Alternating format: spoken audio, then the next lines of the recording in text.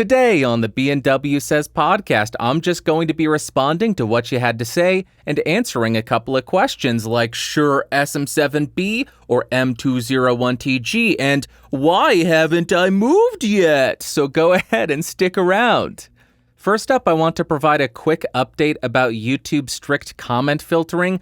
As I mentioned, I engaged this or turned it on the Podcastage channel, and over the last week in my held for review section, there are 3 comments held for review.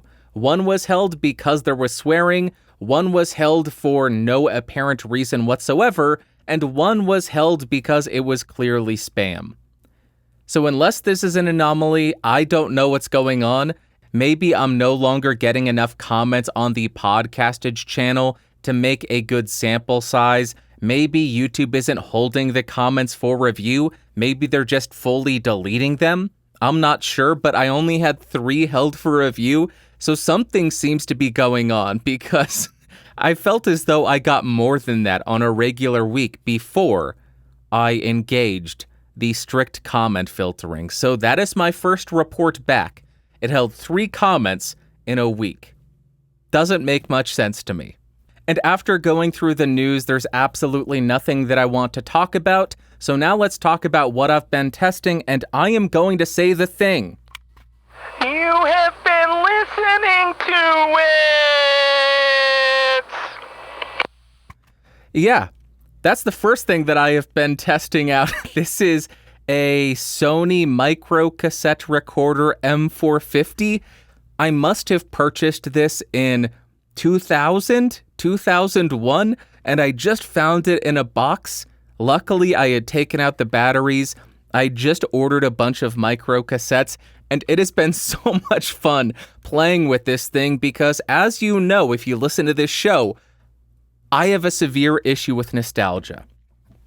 But what else have I been testing? First, the microphone is the Earthworks Ethos. I think that's the one. I've already reviewed it, so I'm not really testing it. It was just there, and I figured, hey, let's go ahead and use it. But then I am running that through the Universal Audio LA610 Mark II, which is a preamp and compressor channel strip. It has a tube preamp, which is the UA610. I am driving that kind of hard, and then I am running it in limiter mode, and it is an optical compressor. I'm getting, let me go ahead and switch my meter. I am getting maybe 6 dB of gain reduction. 6 to 10? 10? If I get a little bit loud. And the reason I'm playing with this is first, I have to eventually review it. But I'm also going through a phase which I go in and out of wanting to just get the audio 100% right, burn in the processing, and just be done.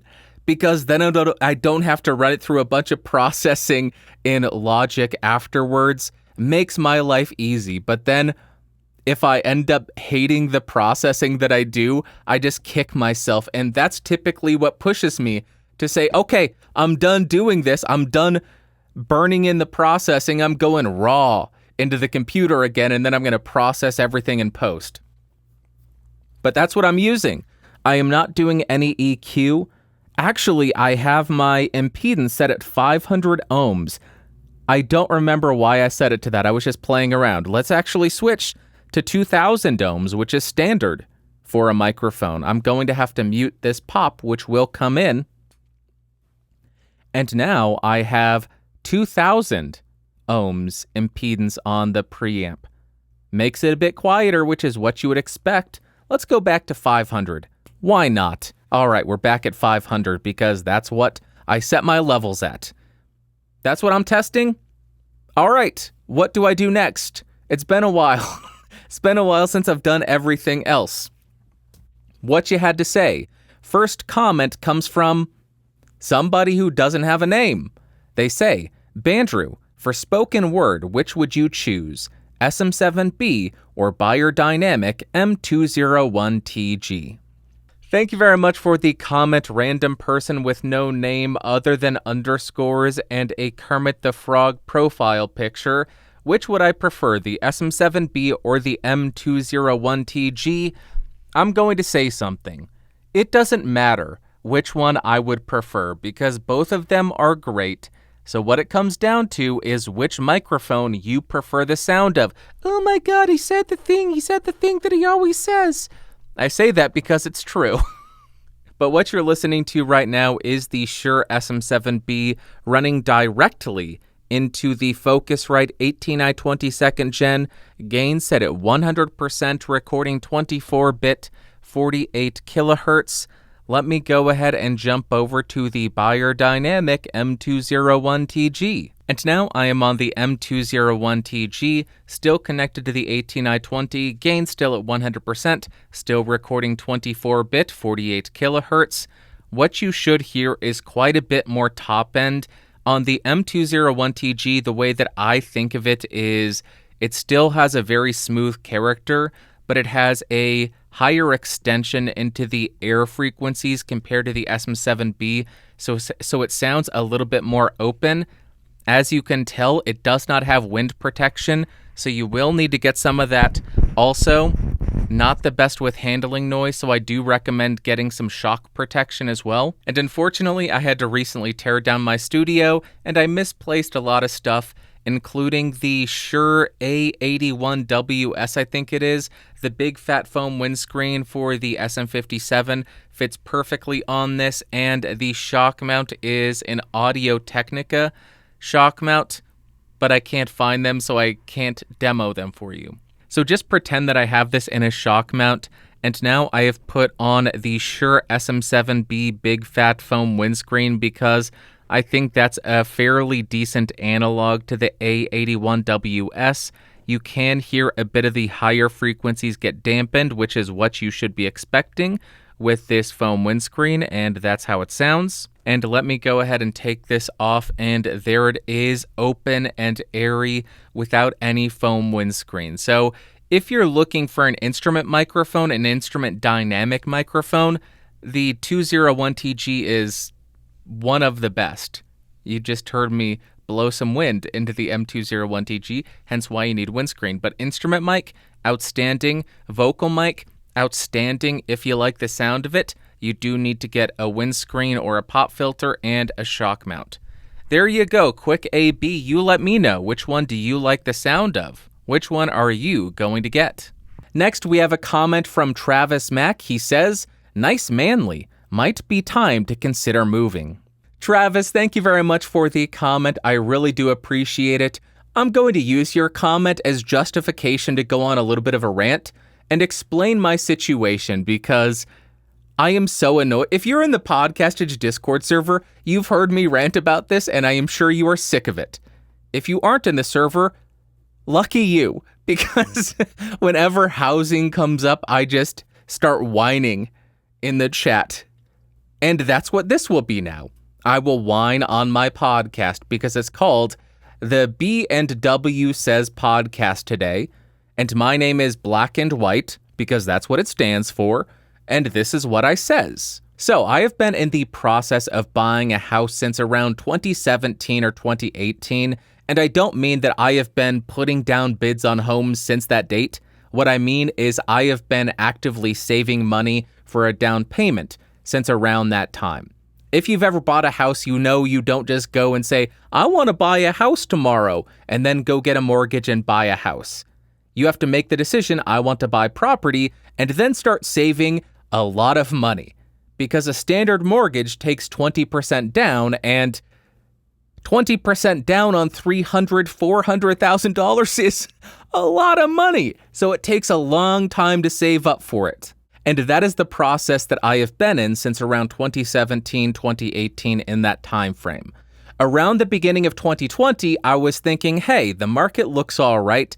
I should look into actually buying a home. I have a decent down payment. Maybe I won't hit 20%, but I think the market's okay. And then something happened in the world, and it made everything very confusing. I held off on purchasing a home because for a couple of months it didn't make sense to go to open houses because they weren't a thing, really. In my area, they were kind of shut down. And then thinking through it, My thinking was flawed in retrospect, but I was thinking, it seems like a lot of people are about to be out of work. That's likely going to mean fewer people buying homes, which will mean the price of homes has to come down. So I was just waiting, thinking I got my savings, I'm going to go buy a home. Well, if you followed the housing market since March 2020, I couldn't have been more wrong. I could not have been more wrong. It was 100% the opposite. Demand skyrocketed, housing prices skyrocketed. So I just said, this market is too hot for me. I lost out on a couple of homes before I could even go see them. They were bought out as soon as they were listed, the homes that I was interested in. So I just said, this is too crazy for me, too hot for me. I can't compete. Fast forward another year to mid-2021, I had saved up more money and I start thinking, I'm going to go buy a house now. Again, same thing happens. Houses get bought out before I can even go look at them. I find one house that I absolutely love in a really nice neighborhood. Turns out the property taxes would have been $700 a month for, I don't know, forever until they reappraise the value and it goes up even more. And just on principle, I said no. I am walking away from this because I'm not going to pay $700 a month in property taxes, which is rent in a lot of places. Well, maybe not anymore, but it used to be rent in a lot of places, just in taxes every month forever. And if I don't pay it, you get to take my No, on principle, no, ain't going to happen. And then a couple months ago, I got notice on the property that I am currently living in that my rent was increasing by 30%. That was a big motivator to say, you know what, you are going to buy a home. And then I looked at the housing prices and said, geez, the housing prices have increased about 50% in the last 2 years. That doesn't make much sense to me. I don't think the homes are worth that much. And that's not the biggest problem. The biggest problem is interest rates have now doubled. They're up to around 5-6-ish% in my area. That means that due to the doubling in interest rate, if you want to keep the same monthly payment, you can buy 30% less of a home. If you could afford a $400,000 home a year ago, now you can only afford a $280,000 home. So housing prices have increased 50% over the last 2 years. The interest rates have doubled.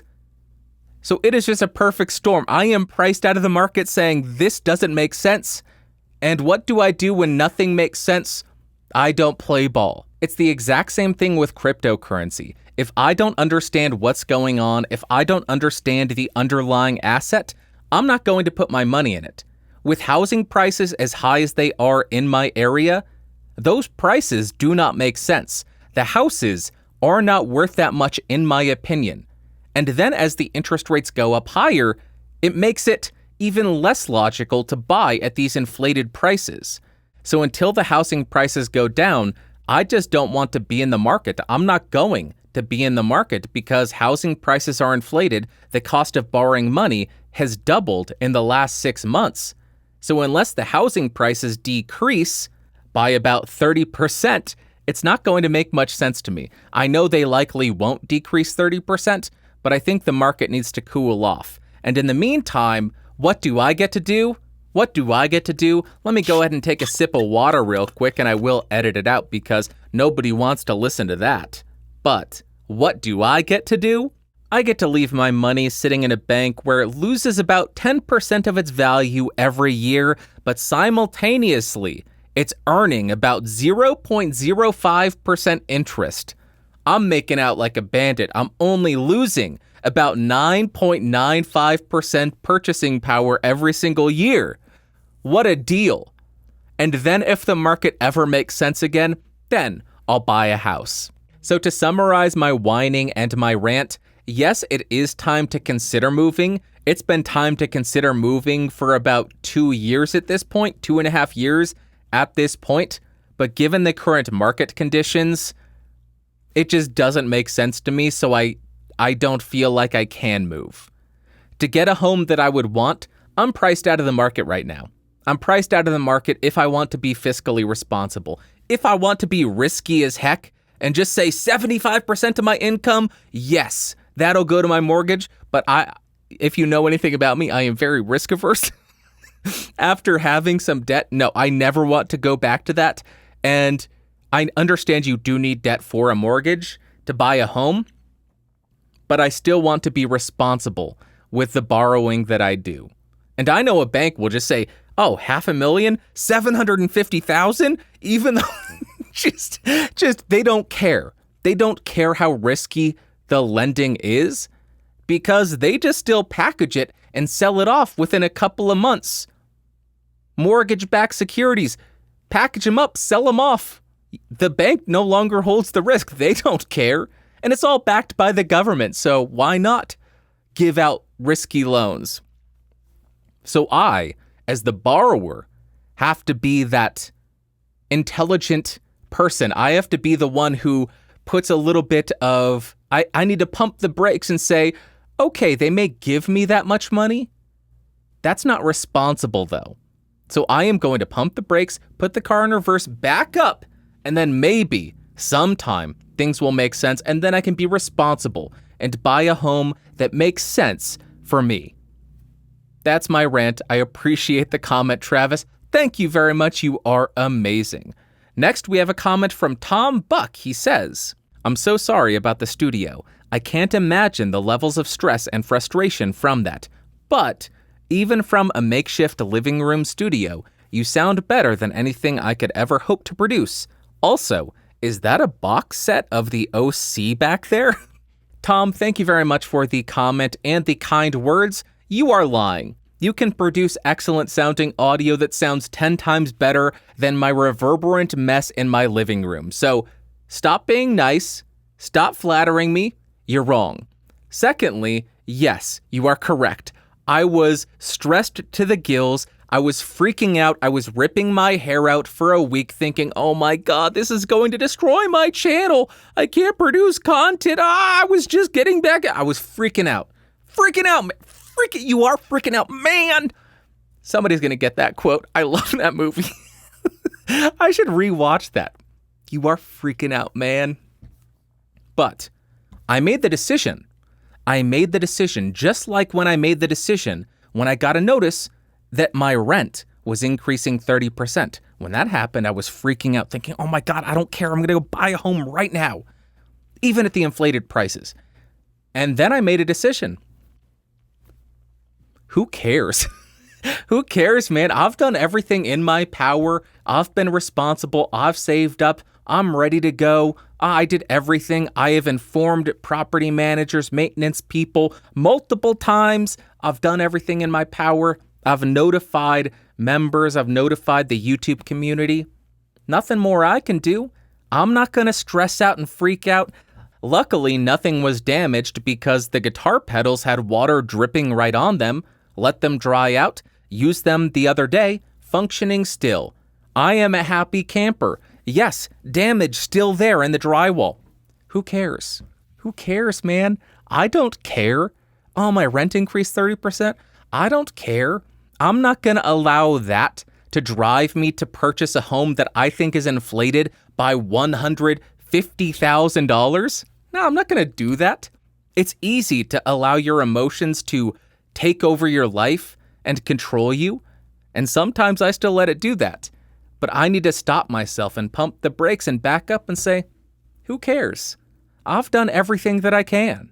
And once I did that, I was able to relax and chill out and enjoy a couple of evenings free. Enjoyed them so much that I thought maybe I should never make a YouTube video again.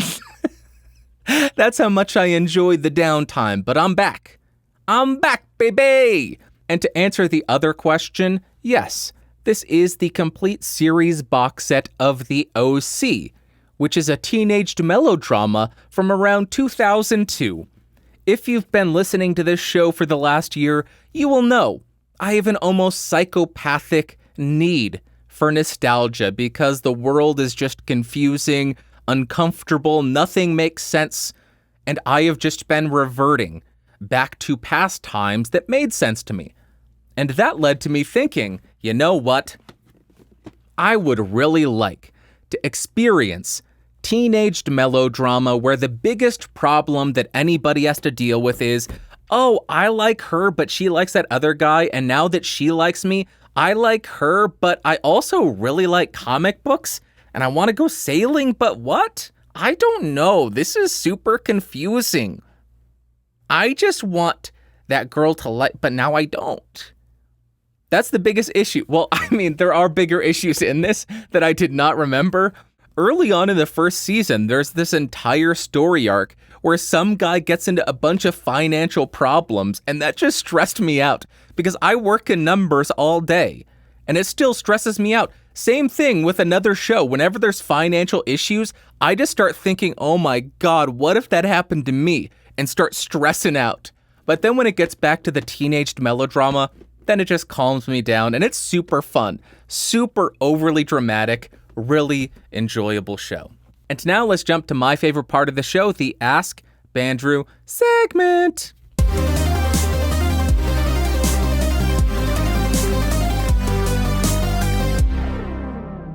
Alrighty, if you have any questions, head over to askbandrew.com, askbandrew.com. There are instructions on how to send in audio, video, and text-based questions. I do prefer audio and video questions under 1 minute, under 60 seconds, because that allows us to hear how you sound on your microphone, on your audio equipment, and you get a break from me reading because me reading is very rough. AskBandrew.com. Third time's a charm. First voice submission comes from Sean. Take it away, Sean. Hello, Bandrew. My name is Sean. I've been on the Ask Bandrew segment once or twice before, but it has been a while, so I just want to reintroduce myself. 2 questions for you today, and of course I'll try to keep this short and sweet per the new format. However, first question is, I run a podcast with 3 people. It's not a very big production or anything like that. However, it's 3 people sitting in a room discussing different topics or what have you. And it's a real pain in the butt to go back and edit out all the mic bleed and, of course, the room noise.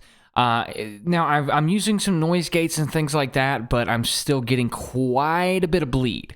My question for you is, first question is, if indeed I were to use a Rode Pod mic, would that help to cut down on that? Use 3 Rode Pod mics instead of 3 condenser mics like I'm using currently. Second question, and I promise I'm almost done, is please give me your most honest opinion about my current sound. My room is not treated very well. My previous room was a little bit better, but this one's not very well. And even if you've got to bring out old Boomer Drew to give me just the harsh truth, I want your honest opinion. Is this painful to listen to? Because that is my ultimate goal, is to make sure that these things are not painful to listen to. Thanks so much. I appreciate, and we'll talk to you next time. Sean, thank you very much for the voice submission. To reciprocate your feelings, I appreciate. It's been a while since I've done that. Your first question. You have too much microphone bleed. Would switching from your condenser microphones to the Rode Pod mic help with this? Without knowing the exact condenser microphones that you're using, it's impossible to be certain, but I will say it's possible. It's probable.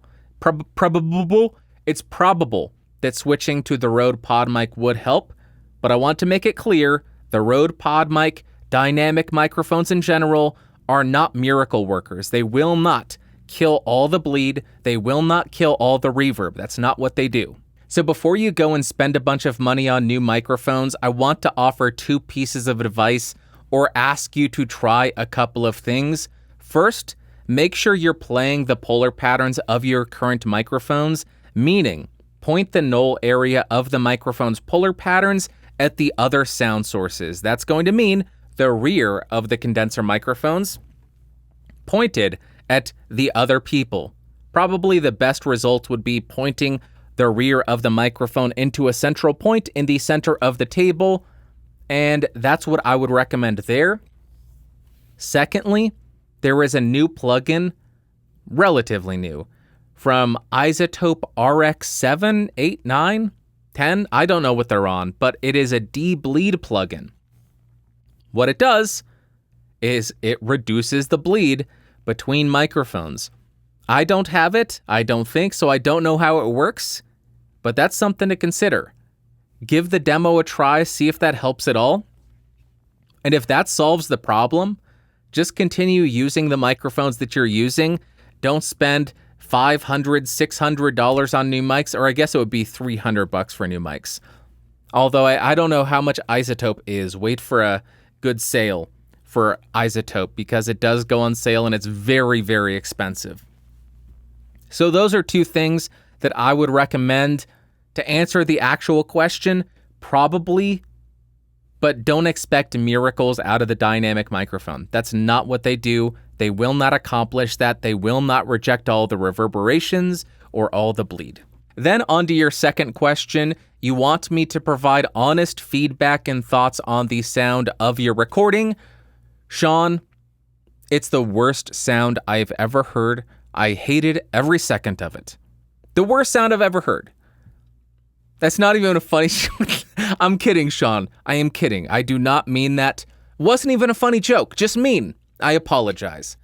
First thing I will say, if I came across that audio on a podcast, no problems whatsoever. I would be more than happy to listen to that. Secondly, I am not sure if you leveled the audio with the expectation that I would want it quiet so I could level it for this show. But if that's the level you're publishing your audio, that's actually a big problem. That is way too quiet. Your audio was way too quiet.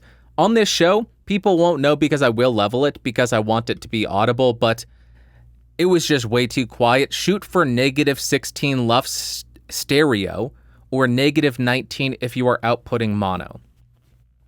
And the second thing that I would say, the compression might be a little bit aggressive for my taste, but like I said, I would have no issues if I came across it. Just for my personal audio preferences, the compression seemed a little bit too aggressive. It's not terrible though. Really good sounding audio, would be more than happy to listen to it if it was leveled to an appropriate level. Thank you very much, Sean. Appreciate you. Appreciate you. Next, we have a comment from Ben. Take it away, Ben. Hello Bandrew, my name is Ben. I run a show on YouTube called Light Gun Reviews on my channel BYHTS. The show is dedicated to gun controllers and games which are intended to be played with them. You encouraged me to build 2 carbon microphones myself and I can't thank you enough for that.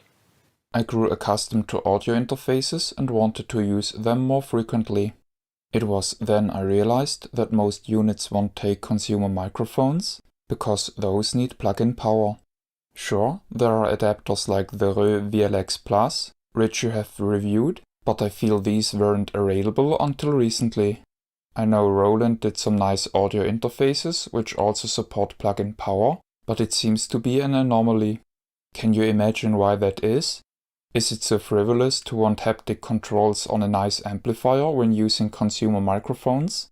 There were external sound cards which offered knobs, but those don't hold a candle to real audio interfaces. Alrighty, Ben. Thank you very much for the video submission. I really do appreciate. And your question is, why do most audio interfaces lack a 3.5mm input with plug-in power? I do not work for an audio company, so I have no idea. There we go. That is the end of the show. Another really unfunny joke. I am on a roll today. I am saying I don't work at an audio company to let you know this is all speculation because I don't know the thought processes that went into making decisions to buy to make an audio interface without the 3.5mm jack. The first reason why I think this may be, most consumer microphones are purchased by the average consumer. The average consumer has no idea what an audio interface is, and most average consumers are just going to plug the 3.5mm microphone into the motherboard, the 3.5mm microphone input on the motherboard. I know, yuck! But that's just the case. Most people do that. Secondly, if you're buying a $10 consumer microphone, chances are you're not going to want to buy a $50 or $100 audio interface to connect it to your computer. It doesn't make sense for the average consumer who are the main people buying these consumer level microphones. Third, most consumer microphones just aren't that good sounding. So there's not going to be much of a justification to spend $50 to get really high quality preamps and conversion for a poor sounding microphone. And lastly, it seems like a very limited use case. Most people buying audio interfaces use XLR microphones, so they need an XLR input above anything else to connect their microphones to the computer.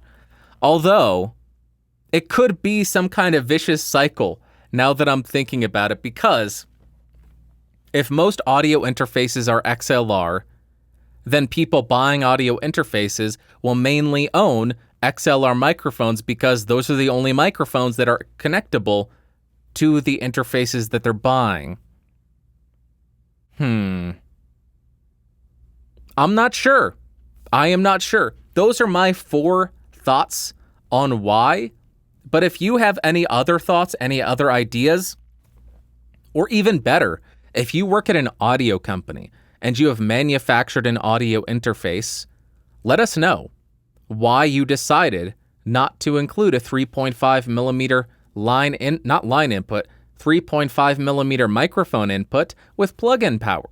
There are some out there. I don't know what they are. I think the Elgato Wave 3 has that because they want you to have the headset microphone. There's the Rodecaster Pro. Tascam has a mic input, 3.5 mil.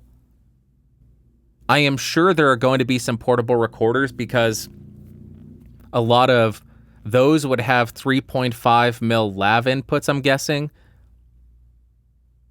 Yeah. Let me know in the comments down below, and let me know of the interfaces that do have it, if you use one. All right, that is it. A lot of unfunny jokes. Really rough episode today, but there you go.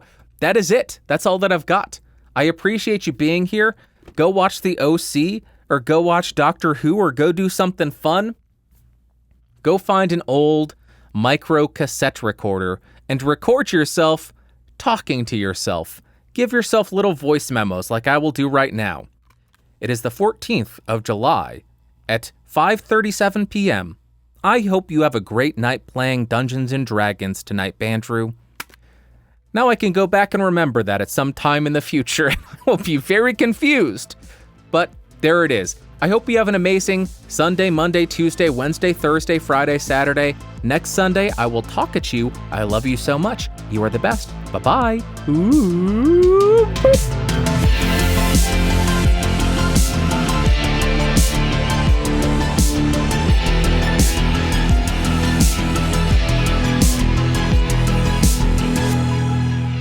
This has been a Geeks Rising production. Your executive producer is Bandrew Scott. For more information, head over to www.geeksrising.com.